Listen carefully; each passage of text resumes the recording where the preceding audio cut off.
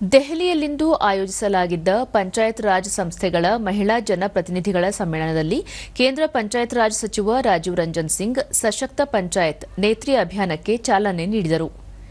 ಈ ವೇಳೆ ಕೇಂದ್ರ ಮಹಿಳಾ ಮತ್ತು ಮಕ್ಕಳ ಅಭಿವೃದ್ಧಿ ಸಚಿವೆ ಅನ್ನಪೂರ್ಣಾದೇವಿ, ಪಂಚಾಯತ್ ರಾಜ್ ಖಾತೆ ರಾಜ್ಯ ಸಚಿವ ಎಸ್ಪಿ ಸಿಂಗ್ ಬಘೇಲ್, ಕ್ರೀಡಾ ಖಾತೆ ರಾಜ್ಯ ಸಚಿವ ರಕ್ಷಾ ನಿಖಿಲ್ ಖಡ್ಸೆ ಸೇರಿ ಹಲವರು ಉಪಸ್ಥಿತರಿದ್ದರು.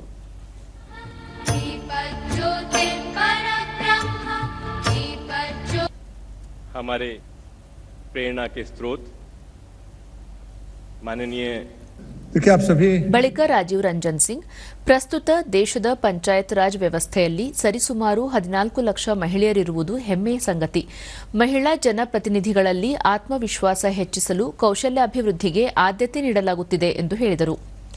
ಕೇಂದ್ರ ಸರ್ಕಾರ ಗ್ರಾಮೀಣ ಮಹಿಳೆಯರ ಅಭಿವೃದ್ಧಿಗೆ ಹಲವಾರು ಕಾರ್ಯಕ್ರಮಗಳನ್ನು ರೂಪಿಸಿದ್ದು, ಲಕ್ಷಾಧಿಪತಿ ದೀದಿ, ನಮೋ ಡ್ರೋನ್ ದೀದಿ ಮುಂತಾದ ಯೋಜನೆಗಳನ್ನು ಜಾರಿಗೊಳಿಸಲಾಗಿದೆ ಎಂದು ತಿಳಿಸಿದರು. लोकसभा का चुनाव कम डिफिकल्ट होता है.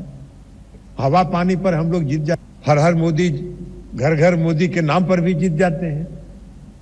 और उसके बाद जो पंचायत का चुनाव होता है वो बहुत सीमित दायरे में होता है. जिला पर भी आगे ಅನ್ನಪೂರ್ಣಾದೇವಿ, ಮಹಿಳಾ ನೇತೃತ್ವದ ಅಭಿವೃದ್ಧಿ ಸಮಾಜದಲ್ಲಿ ಧನಾತ್ಮಕ ಬದಲಾವಣೆ ತರುವ ಜತೆಗೆ ಆರ್ಥಿಕ ಪ್ರಗತಿಗೆ ಮಹತ್ವದ ಕೊಡುಗೆ ನೀಡಲಿದೆ. ಮಹಿಳಾ ಜನಪ್ರತಿನಿಧಿಗಳು ತಮ್ಮ ಗ್ರಾಮೀಣ ಪ್ರದೇಶಗಳಲ್ಲಿ ಉತ್ತಮ ಕಾರ್ಯ ಕೈಗೊಳ್ಳುವ ಮೂಲಕ ಇತರ ಮಹಿಳೆಯರಿಗೆ ಸ್ಫೂರ್ತಿ ತುಂಬಬೇಕು ಎಂದು ತಿಳಿಸಿದರು. यह आर्थिक, सामाजिक और प्रशासनिक प्रगति का एक महत्वपूर्ण कारक है.